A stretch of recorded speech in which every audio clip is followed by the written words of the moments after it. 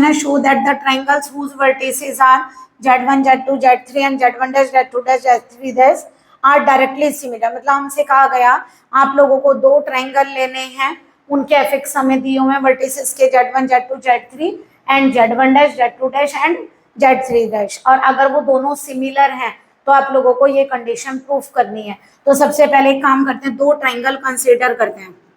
Let us consider two triangles, say PQR and P dash Q dash R dash, यानी एक हो गया PQR और दूसरा ले लेते हैं हम P dash Q dash R dash। Okay, हमने दो ट्राइंगल ले लिए, हमें क्या दिया हुआ है given fx of PQR R क्या है इसके fx z1 z2 and z3 respectively, और दूसरे वाले के fx P dash Q dash R dash किससे रिप्रेजेंट करना है z1 dash z2 dash z3 dash से। ठीक है, हमें क्या दिया हुआ है given triangle PQR and triangle P dash Q dash R dash is similar। अगर ये दोनों सिमिलर हैं तो बताइए क्या होगा, तीनों साइड का रेशो सेम ले सकते हैं ना, सिमिलर की एक कंडीशन है। तो P Q vector upon P dash Q dash vector है ना, सेम है, इक्वल टू पी क्यू, फिर ले लीजिए मान लीजिए P R vector upon P dash R dash, कौन सा रह गया क्यू आर अपॉन कितना हो गया Q dash R dash, same ratio में होंगे, मान लिया K है। ठीक है, बताइए पी क्यू को हम कैसे लिखेंगे, देखिए यहाँ लिख लीजिए z1 z2 z3 z1 dash z2 dash z3 dash. तो बताइए पी क्यू को क्या लिखेंगे हम यहाँ पर z2 minus z1 z2 dash minus z1 dash, इसे क्या लिखेंगे z3 minus z1 z3 dash minus z1 dash, इसको क्या लिखेंगे z3 minus z2 z3 dash minus z2 dash equal to K, ये गिवन है। ठीक है, हमने बता दिया सिमिलर होगा तो ये होगा। अब हमें ये कंडीशन प्रूफ करने के लिए देखिए तीनों रेशो तो आप एक साथ नहीं ले सकते, कोई से दो कंसीडर करने पड़ेंगे। मान लीजिए फर्स्ट है ये, सेकंड और ये थर्ड, तो एक काम करें चलिए फर्स्ट एंड थर्ड ले लेते हैं, taking first and third ratio. तो ये आ गया z2 minus z1 z2 dash minus z1 dash z3 minus z2 z3 dash minus z2 dash. क्या करें, क्रॉस मल्टीप्लीकेशन कर सकते हैं बाई क्रॉस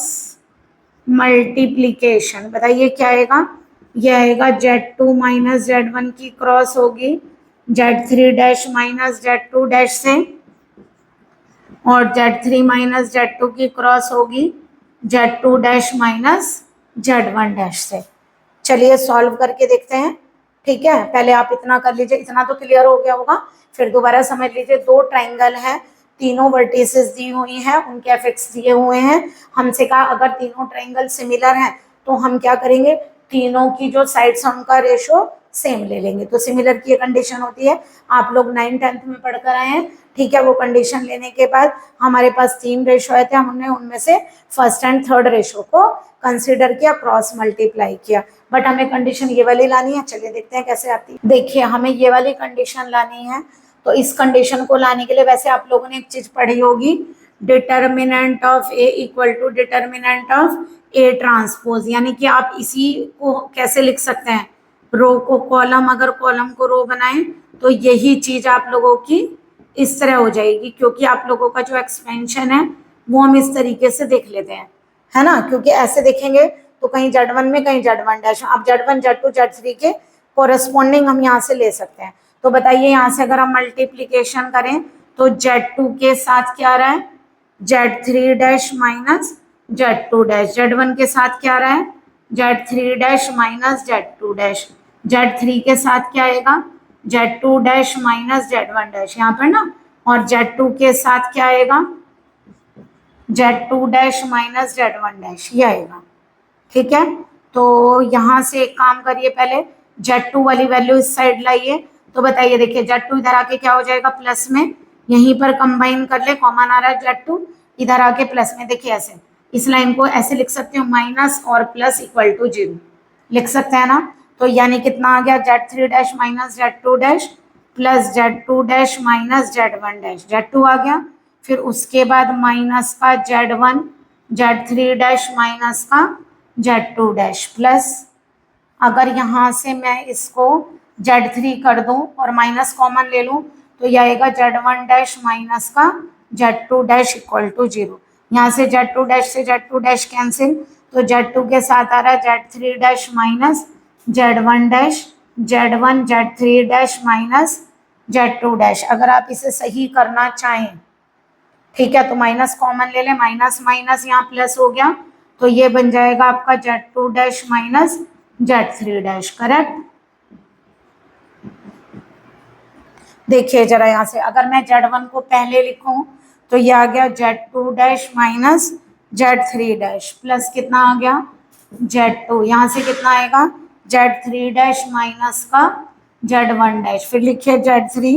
ये आएगा Z one dash minus Z two dash equal to zero. ठीक है, जरा यहाँ से देखिए कितना बनता है, अगर यहाँ से जेड वन के कोरस्पॉन्डिंग लूँ तो Z two dash minus Z three dash, Z two के कोरस्पॉन्डिंग लूँ अगर मान लीजिए तो कितना बनेगा, देखिए उल्टा भी कर सकते हैं तो माइनस जेड टू लीजिए और या फिर रिवर्स मल्टीप्लाई कर लीजिए Z three dash minus Z one dash अगर प्लस लेना है, और जेड थ्री लिया तो Z one dash minus Z, देखिए यही आ गया ना। तो अगर मान लीजिए इसको एक्सपेंड करके क्या दीजिए ये आएगा, या इसके एक्सपेंशन को हम इसे डिटर्मिनेंट की फॉर्म में लिख सकते हैं, कैसे जेड वन जेड टू